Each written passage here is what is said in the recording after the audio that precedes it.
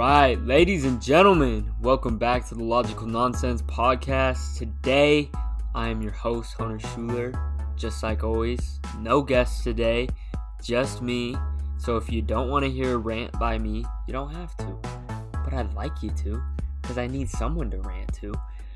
Anyways, here we go. So, with everything going on in the NFL and the running back drama, which is unusual. Wide receivers are usually the dramatic ones, not running backs. I've been there. I was part of a receiver group. I know how they are. They're very dramatic. They always want the ball, and now they want to get paid. Every receiver wants the ball in their hands and complains when it's not in their hands. But one of the positions that I would say gets one of the most beatings and still doesn't complain for the most part are running backs until today. So some of the running backs in the league, for those of you who are unaware, have been very vocal that they are being undervalued as a position, the running back position in general, and that many teams are plugging and replacing running backs as if they can be. Like they have readily stocked running backs, unlimited stock, and that their value isn't what many running backs feel like their value should be. Now, there are two sides to this, of course. You can always take the player side, which is what I kind of just explained, or you can take the team side. I'm going to do my best to kind of explain both sides, as well as go through some scenarios that could, potentially show you kind of both. So one of the biggest things to look at, and one thing that I did a lot of research with this. I wanted to make sure I got my facts straight before making a conclusive decision on this debate, is the replaceability of running backs. So to make something valuable, I feel as though the position needs to be irreplaceable, or the player needs to be irreplaceable in this case. Many teams feel as though running backs can be put into a sort of committee, and you can have a very good committee with a bunch of very, I would say, decent to good running backs and still be fine, as long as the breadth of your running back team can be strong enough to have a winning football team, if that makes sense. When it comes to some of the biggest names in football that are, I would say, complaining isn't like the best word for it. Many of them are complaining, but most of the players who are complaining aren't really on a running back committee. They're the ones who are they're RB1, and then I would say there are other running backs with them, but I wouldn't say they're a part of a committee. Every team, of course, has figured out now that you can't just have one running back anymore. That's just not really a thing. You have 2 or 3 running backs, and at least your second running back is pretty much always going to get at least 5 to 6 touches. That's kind of the norm right now from what I've seen.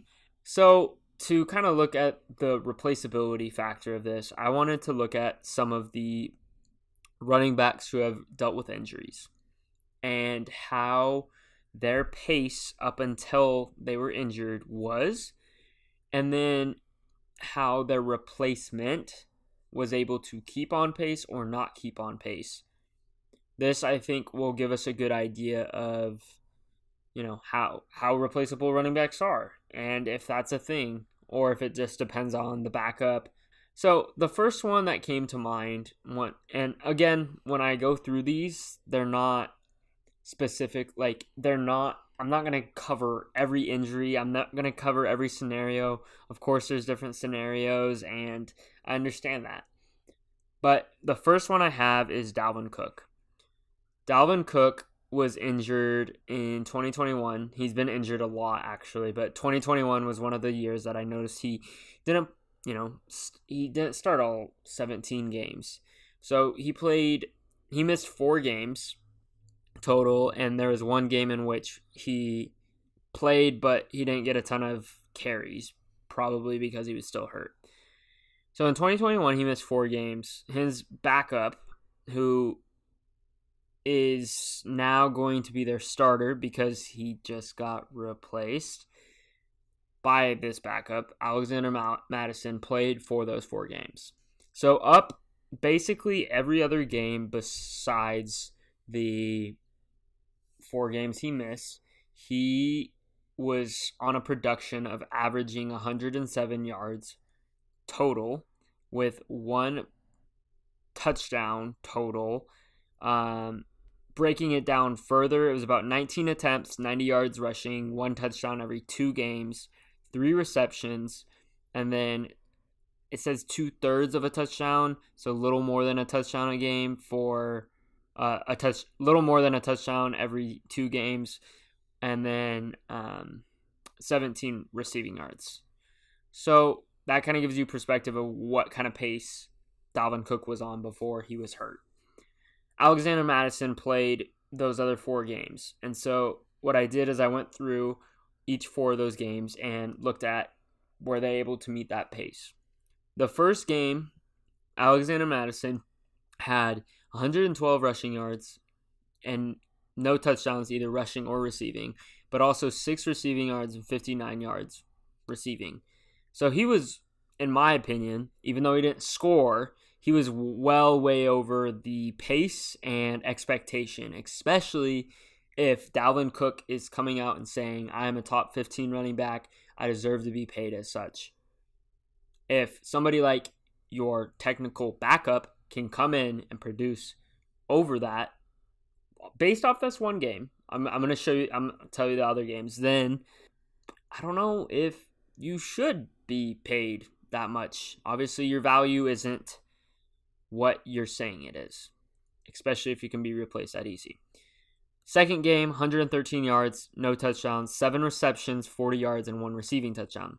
So again, scored once total, but was way over his on-pace yardage.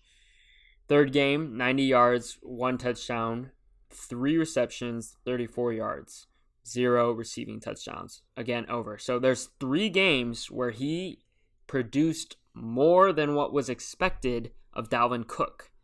His last game he played, he did go under. So 41 yards, 1 touchdown, 3 receptions, 29 yards, and 0 receiving touchdowns. This, to me, just shows, you can't expect any running back to have a good game every game. That is an unrealistic expectation. But with that being said, 3 out of the 4 games Alexander Madison replaced Dalvin Cook when he was injured, he was able to get it done better than him. Now, do I think Dalvin Cook is better than Alexander Madison? Yes, I do. I would like to put that out front right now. I definitely think Dalvin Cook has proven he is a better running back. He can produce more and has consistently shown that he is a real threat in the league. However, in this debate, the Vikings weren't losing that much by putting their backup in versus Dalvin Cook. And so, from a team perspective, of course, you're going to get rid of a contract that is going to cost you a lot of money if you can replace him with somebody who may not be as good, but is quite similar and has proven it through his stats in a game. Now, moving on to the next scenario, it's just one scenario. Maybe it's just Dalvin Cook. Christian McCaffrey missed most of the season in, I'm not actually quite sure. I think that was 2020. Let me double check on that though. Yes, 2020, he only played 3 games. So what I did is I went through and actually picked out his previous season of 2019 to kind of get, him a little bit more grace. So in 2019, so the previous year, which I think is a fair assessment to look at considering it's just 1 year difference. He was averaging 75 yards per game rushing, 1.5 touchdowns per game, 50 yards receiving per game, and 50 yards receiving, 6 receptions, and a receiving touchdown every 3 games. The person to replace Christian McCaffrey, or at least the games the most started that year, was Mike Davis.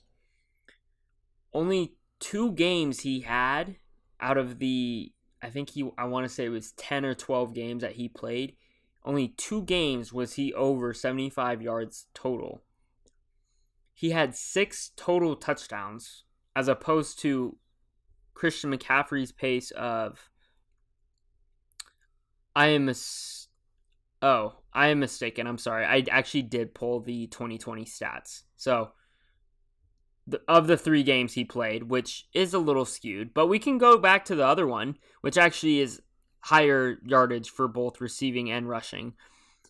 But regardless, about a touchdown per game for receiving and rushing. He only had 6 total touchdowns, which is, for the games he played, not to pace. He had 2 games over 50 yards receiving and 2 total touchdowns for receiving touchdowns. So he, in my opinion, was way underpaced and showed to the Carolina Panthers how great Christian McCaffrey's value was. Now, I think Alexander Mattison is a much better player than Mike Davis. I think that as a backup, Alexander Mattison is probably like kind of on a different level than Mike Davis. However, this is where running backs could argue my value is met. Look at when you try to replace me with a backup, somebody who has been known in the league as a decent running back. His production wasn't up to par. Panthers didn't do great that year. And what do you know? Moving on to a third example, Saquon. In 2021, I believe. Let me double check on that. Nope. Also in 2020, Saquon got hurt. Only played 2 games. So for Saquon, I pulled his 2019 stats as well. For 2019, he was averaging 77 rushing yards per game and 1 touchdown every 2 games. He also was averaging 4 receptions, 34 receiving yards, and had 6 total receiving touchdowns. So, not too bad. Pretty freaking good, actually. Wayne Gallman was the one who replaced him pretty much the entire season. He actually picked up more towards the end of the season. Didn't have a terrible season. But, to the replaceability factor like I've been talking about, he only had 2 games over the 77 yards.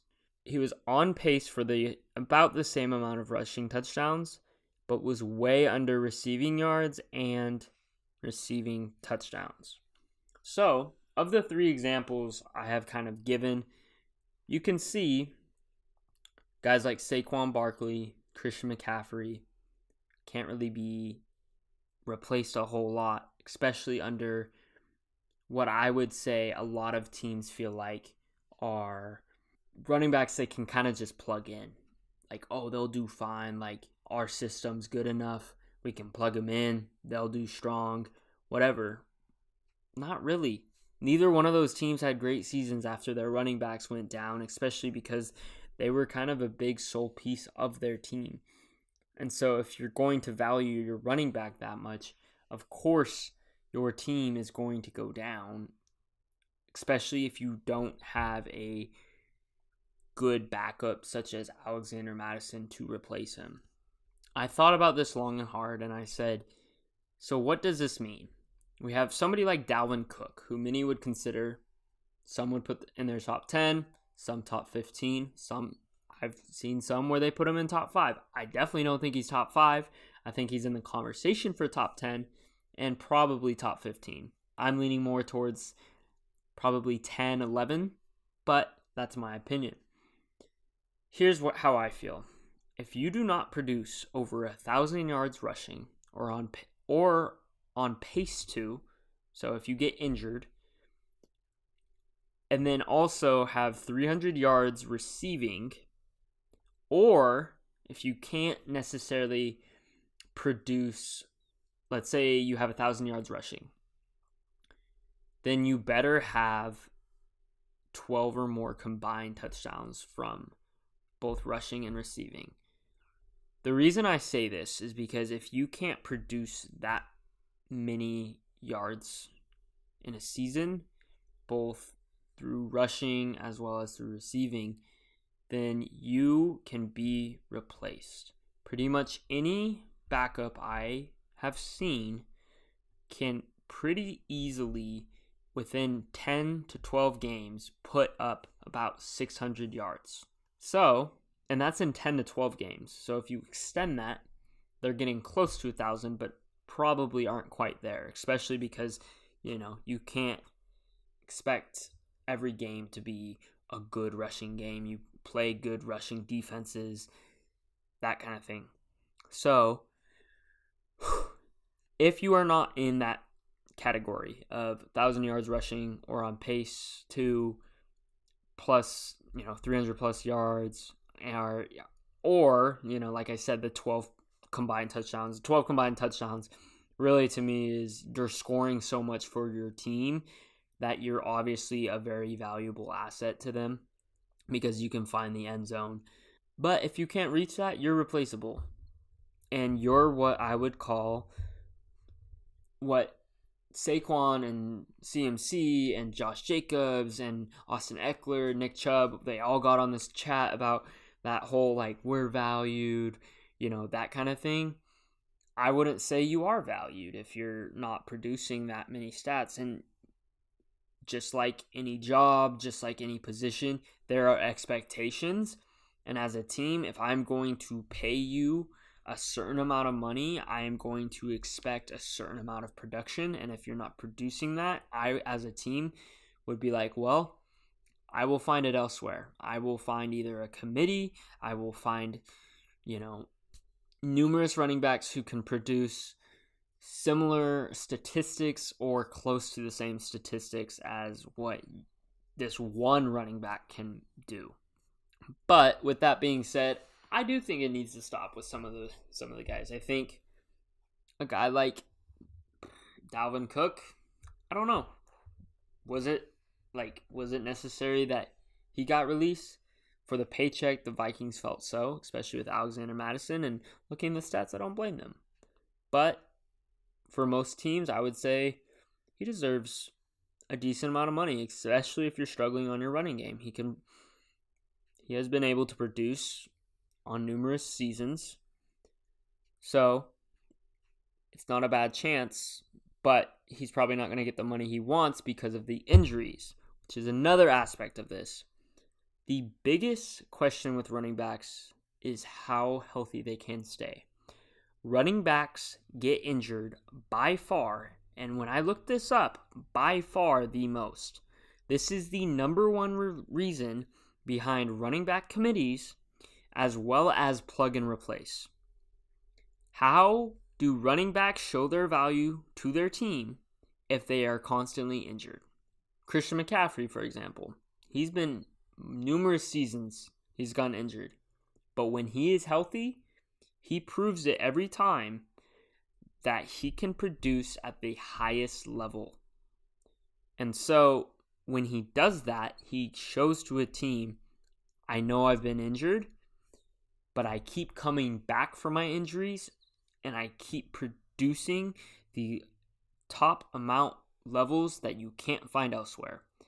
Now, this puts a big pressure on running backs to perform probably, I would say, similar amounts to what a kicker has to do. A kicker is expected to make kicks. The moment they stop making kicks, just like running backs, plug and replace. They don't care. They don't care if, you once were this great player that's just kind of the landscape now, and that's kind of the culture.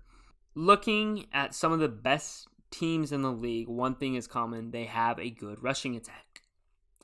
You look at the Eagles, great running attack, not only from their quarterback, but also last year you look at Miles Sanders, Boston Scott.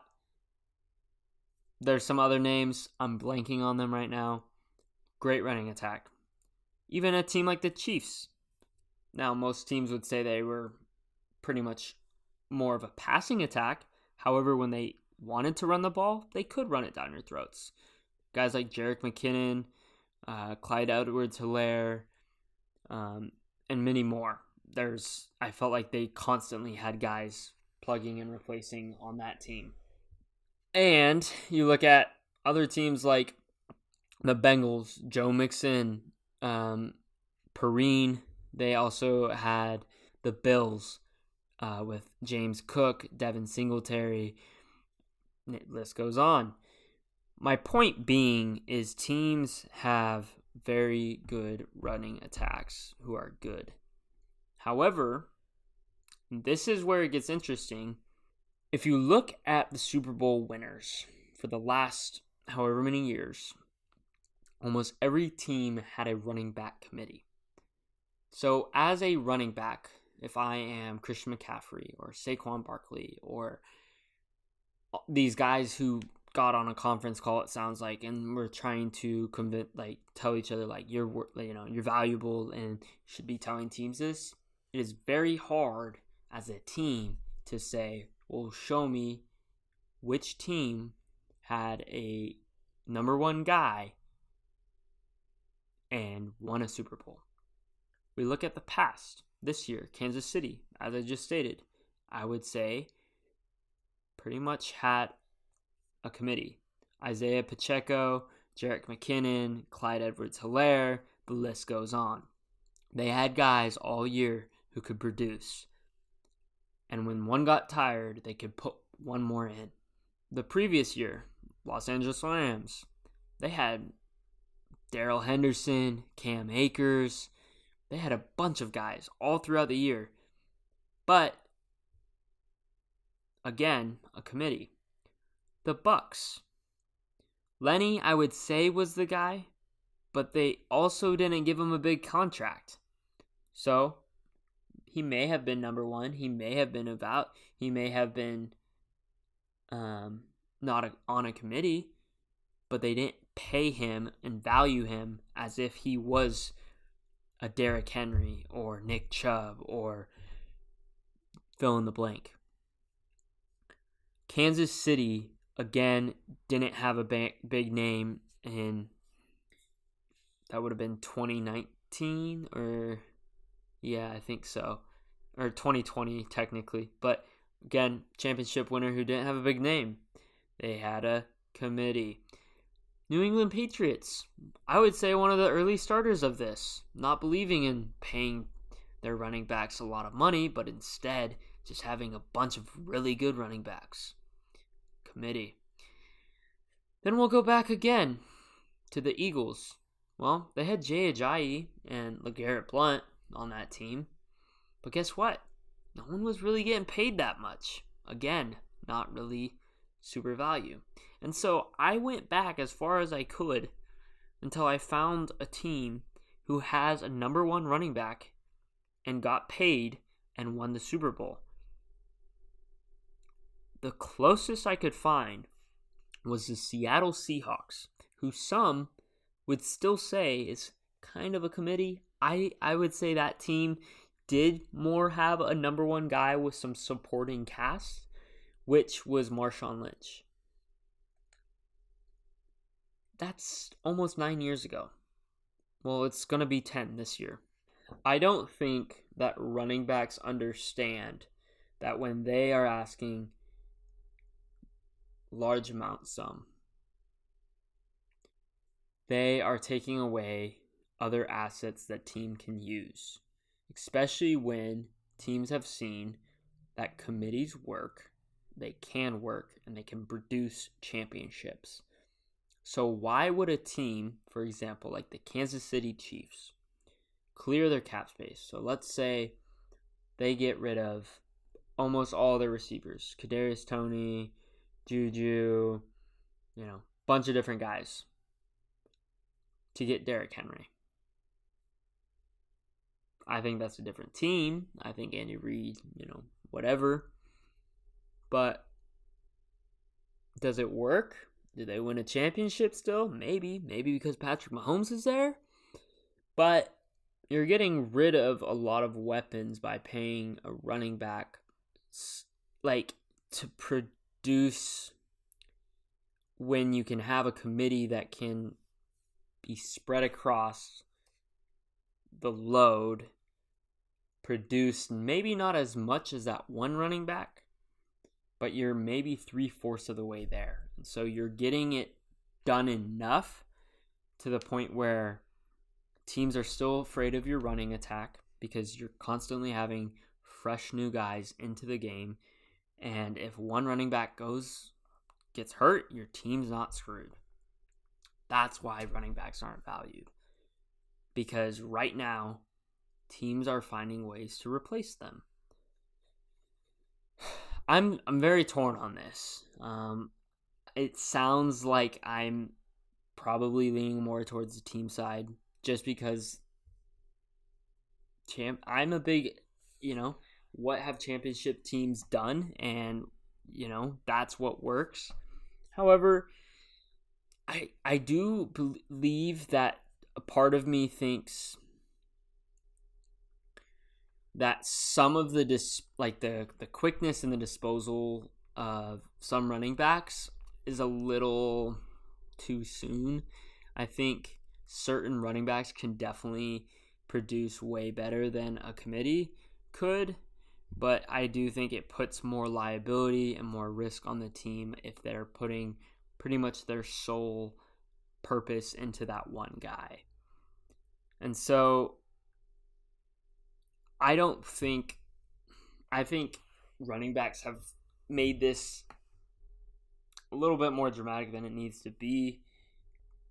With that being said, it sounds like Saquon Barkley and the Giants have reached a 1-year, $11 million deal. And I think that's fair. Here's why I say it's fair. The Giants have had a lot of success with him. Saquon's easily, probably, especially within his last season, I would say arguably top 5 running back in the league right now.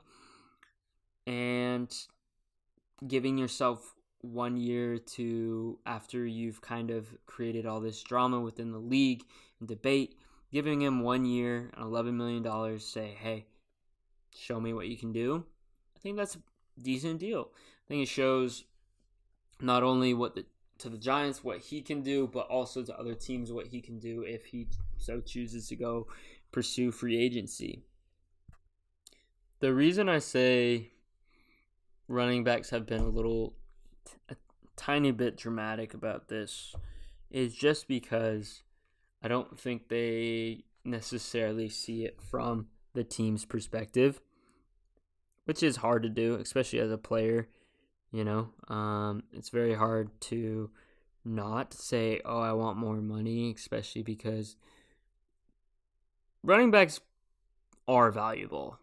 What they do to a game is very important, and it's not all about stats. And that's what I also want to bring up too, to show the other side. You can have a running back committee. Do I think it's as intimidating as if a team were to see Derrick Henry down after down run down your throat? No, not even close. I think guys like Derrick Henry, Nick Chubb, Christian McCaffrey, and the list goes on, are weekly challenging defenses to play the best rushing defense they have all year. And especially now with the added asset, and here's why the 300 plus receiving yards is something. Because now you're not only a running back, but in my opinion, you are a 4th or 5th receiver, which not every running back can do, which is why those top 15 are valuable and why they should get paid. Anyone outside of that, I don't think should be that valued. I think that is a fair assessment. If you're not able to give a team something that they can't find elsewhere, then you should be paid. That was a lot. That was a lot of ranting. That was a lot of kind of going back and forth, but I kind of wanted that to kind of stir some ideas within your guys' heads. At the end of the day, here's how I feel. If you're a top running back, I do think you should get paid. I don't think you should be getting paid maybe as much as you think you should be getting paid. However, you should be getting paid similar amounts to what a receiver would be getting, maybe like a receiver 2, because, and the reason I say like a receiver 2 is because you are injury prone, and that does put a lot of risk on the team to put a lot of money into somebody they don't even know will stay healthy. But when you are in, you are such an asset that it can be worth that risk. So I feel like those two balance out to maybe a salary of a receiver 2. Basically, all I'm saying is that a running back's salary shouldn't be the top on a team. I think that's unrealistic. You are not the most valuable player on the team. And even if you were the most valuable player on the team, your risk of getting injured is by far way higher than any other person on your team. And for that alone, you should not be getting paid as much, because if you go down and they're paying you all this money, your team is screwed. And they, as an insurance, need to make sure that you aren't the top paid on your team. Just because you might be one of the best players in the league doesn't mean that you aren't one of the biggest risks too. You know what I'm saying? Tua Tagovailoa is a very, very good quarterback, but his riskiness to me as a team is not worth paying him a boatload of money just for him to get hurt, and now we're screwed. And now we have guys like, what's his name? Ryan Thompson or something coming in, and it's terrible because we spent all the money on our main guy, where, you know, again, quarterbacks and running backs, I don't want to get down that whole much different game, total bad comparison, but again, if you have a running back committee, a guy goes down, you're not screwed. At the end of the day, that's what a team's looking at. And so if you're a top 15 guy in the league and your production can't be matched, then you should be getting paid similar to a receiver 2, because you are an asset when you are in, but you are too much of a liability to get paid the money a quarterback would get. It's just that simple. Oh boy, did our music section just heat up. When I finally complained that this year was looking down, we get confirmation Utopia's coming out this Sunday, and we get a few drops that are starting to heat things up. Things that I was not expecting. Things like A$AP Rocky saying he's dropping, which, I mean, we kind of expected, but we weren't sure. Playboi Carti's now dropping. Travis Scott's now dropping. Add fuel to the fire. Maybe Drake's dropping. Maybe J. Cole's dropping. Who knows? Maybe 2023 might not be so bad after all. I guess we'll find out. But for this past weekend, I listened to, some drops. Most notably, A$AP Rocky dropped his song Riot with production from Pharrell Williams. I found it confusing is not the right word. I don't know how I feel about it. I've listened to it 4 or 5 times in preparation for this podcast, and I still can't really put like a correct term to how I feel about it. I think the production, of course, is good. Most A$AP Rocky songs have good production. He's obviously particular in what he likes. It's a very on brand for A$AP. It's nothing we haven't seen out of his character. It's nothing that really opened my eyes about A$AP Rocky. Nothing that I've felt like, I didn't know he was capable of that. But it's also not a song where I felt like it flopped. It's a very, I don't want to say mediocre song because it's not mediocre, but it's definitely nothing I feel like we haven't really heard from ASAP before. With that being said, will it go in my playlist? Of course. I like ASAP. I like the production on this. I thought it was kind of a braggadocious song from ASAP, which is kind of fun. Kind of brings a little nostalgia to what Rocky was. Definitely different than some of his more psychedelic rap that he does, but I felt was a good song. I thought, like I said, production was good. I thought the flow was decent.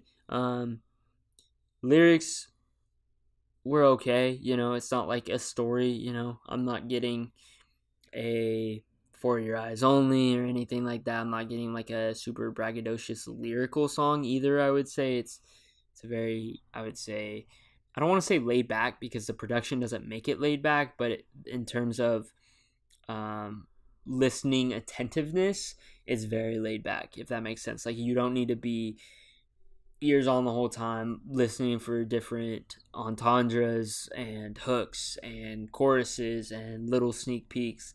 This isn't a Lil Wayne or Kendrick where they're spitting these insane bars, but it's also not a bad song. Like, I'm not like gonna come out and say like Riot's not the song of the year. I don't think it's going to be, but it also wasn't the flop of the year. I think you should go listen to it.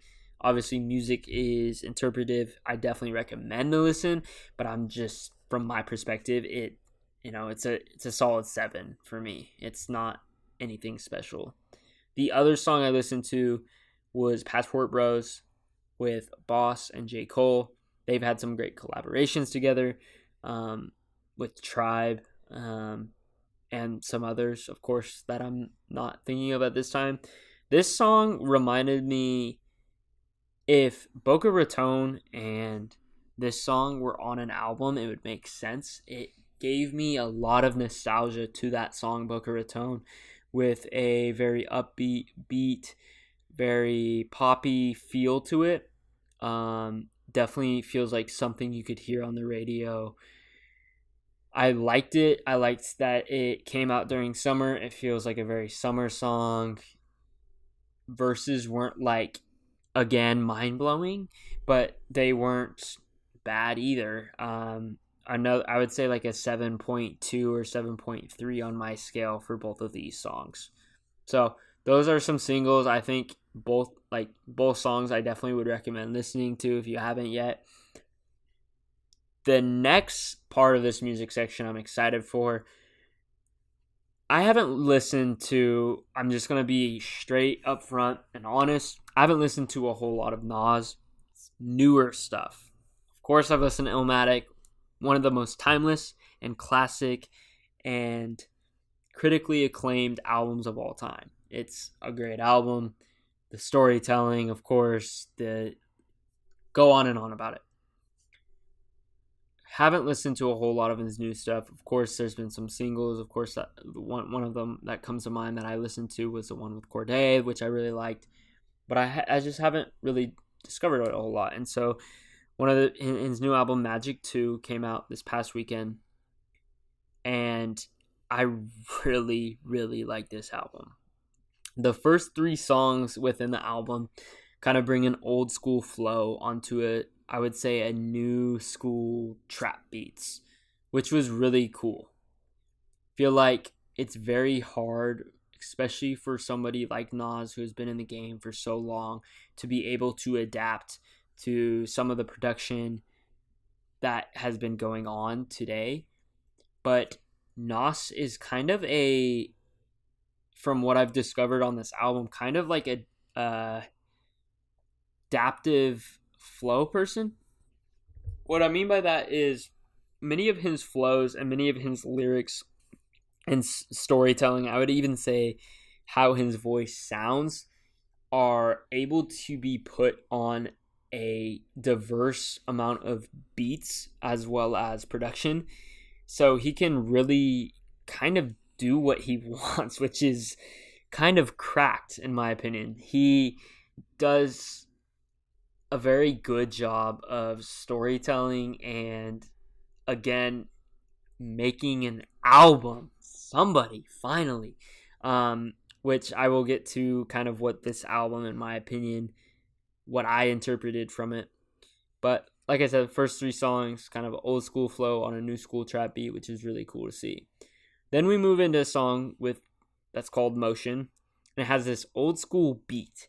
And it reminds me of something that could be on Illmatic. I'm not saying it is Illmatic, okay? I know they're much different rappers and that kind of thing.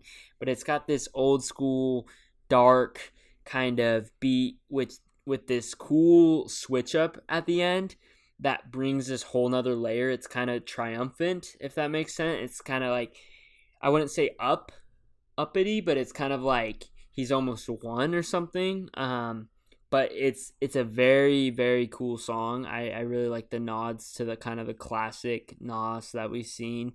And then after this song, we move into, I don't know how to say it, Bokeem Woodbine, which is kind of like got this Jamaican beat feel to it. Much more chill flow, but it's a crazy, crazy telling song. If you actually listen to the lyrics, you kind of follow. It's like this really cool song. Of course, Nas is, I would say, pretty good lyricist, a good storyteller at least, and he does it here very casually too, which is kind of hard to do, especially because a lot of people they're very into like beats and production. Not everyone's kind of a lyricist guy and kind of a storytelling guy, but like when you can kind of tell a story on top of a beat that's very chill and laid back, I think you're gonna have success because people like both. Then we move on to Irvin Magic Johnson. It's got newer production fused with old ideas. The whole song, which is kind of cool, is kind of keeping the idea that he's this like enterprise, like this big businessman. He's got all this money and people, like he's got all this power and money, but he's kind of brought the ghetto to it, which is kind of cool in a sense because it's like he's showing that even though I've got all this whatever, like I don't forget my roots. I don't forget where I came from, and as a matter of fact, I'm changing the game. I'm bringing what I am to that. Then he moves on to What's This? Another story song. Basically, it's on this beat with a lot of upbeat layers, and so you're like expecting this, like, I don't know if you want to say like happy feel good song, but when you listen to the lyrics, you kind of understand he's like talking about his upbringing and how he's finally understanding what like everything really means, which is what the song is called. But I think it's called like What It All Means.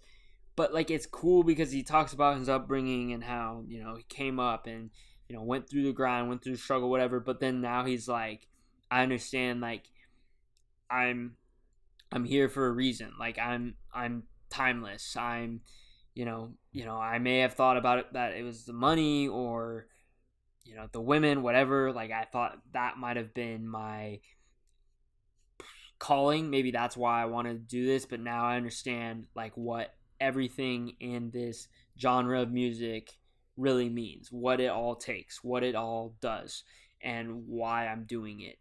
He's kind of like saying like I'm doing this, I'm providing a voice, whatever. So then you go into a song after kind of it sounds like a heavy song, but it's actually a very chill, laid back beat, like I said. Then you go into a song like Slow It Down, which it's kind of like your stereotypical song that is kind of an older guy talking about how things have changed. But I like it because he kind of says like, things have changed, whatever, but he's like, I continue to reappear and present real lyrics, and like, I don't even have hits anymore, but I still got my money. I'm still well known, I'm still respected. No matter how old I grow, I will always be respected. I will continue to reappear and I'll still get my money. And he kind of arrogantly like asks, the young people, with which is the name of the song, like, do I need to slow down for you? Like, am I too far ahead of you? And it's kind of this braggadocious song that kind of like opens your minds, like, wow, like, he's got a point. Like, if you look at Nas's career, like, he has had a lot of success and he has a very loyal fan following, and he's critically acclaimed on many lists as a top 10 rapper, and reasonably so. He's had sustained success and he continues to release music and hasn't hurt his legacy. I'm not going to get into this can of worms, but many would say that Eminem, as he's continued his career, has hurt his legacy. I feel like Nas, as he's continued his career, is somebody who hasn't. And that is hard to do, especially as somebody like Nas, who continuously, as I've said, continuously brings in not old ideas, but I would say more old school ideas into kind of a newer generation and continually has success. The next song, Pistols something, I don't remember the full name of it, but kind of a more jazz trap beat, which is kind of cool to see. Again, diverse amount of beats on this album, but he executes all of them very well. But in this song, he kind of says that he doesn't really care about the money anymore. He's made his money. So, his reputation as he continues through and as a hip hop artist, he's going to be one of, as he puts it, the hardest. So one of the, most respected, one of the, toughest guys within the game. Moving on to the next song, One Mic, One Gun, which is the last song on the track list. 21 feature, which is interesting considering I would say most of the album is kind of talking about how he has continually had success throughout his career and will continue to do so because he's more worried about his reputation and producing quality music over being mainstream and making money. And then he brings in somebody like 21 Savage, who I wouldn't say is necessarily, I don't know if I would say he has like poor quality music. However, I wouldn't say he's not necessarily a guy that I would consider a lyricist or a storyteller or really in the same realm as somebody like Nas. That's not to say like 21 Savage is bad. That's not what I'm saying. I like a lot of his music. I think he has some great verses, but I just don't think him and Nas should be in the same conversation as similar artists or even comparing them. But anyways, 21's feature I thought was great. Nas brings in a new school beat with a lot of trumpets, but it's interesting because it's the first time I feel like in the album where we kind of hear Nas have more of like a chorus voice. He kind of, I can't tell if he's mocking people with the like, look at me now, that kind of thing. And then like, it kind of has this dope hook, but again, it's almost like he's mocking what other music sounds like right now, which was super interesting. But again, in this song, kind of the biggest thing is just that he's saying he'd rather be timeless than mainstream.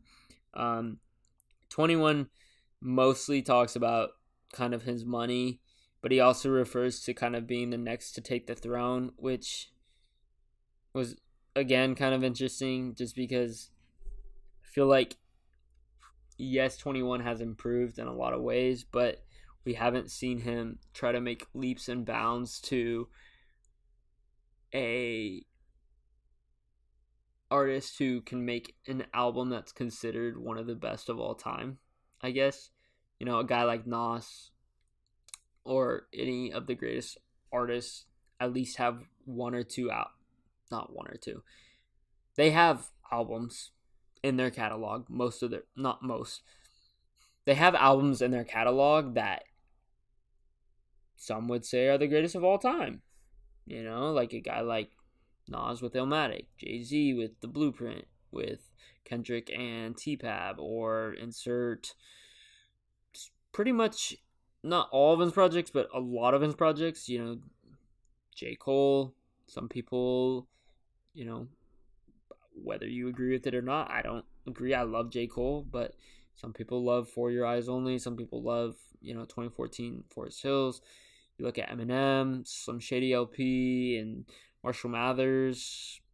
I mean, those are albums that people consider the greatest, some of the greatest albums of all time. There is not an album with 21 where I say, this is one of the greatest albums of all time. His best album, I Am Greater Than I Was, it's not even scratching the surface of what some of the top artists have done. And so for him to kind of be like, oh, I'm next in line to take the throne, I don't really get it. Like, no, you're not. Like, not even close. So, but that's kind of getting to a different topic. But overall, Magic 2, very, very good album. Probably one of my favorite of the year, actually. It's a very good listen. I don't know, like, what the replayability of this album will be. It can be hard to kind of replay a story album like this. One of my favorite albums, To Pimp a Butterfly. I love the album, but if I listen to that album, I'm listening to the whole album. I'm not listening to, These Walls just in my rotation.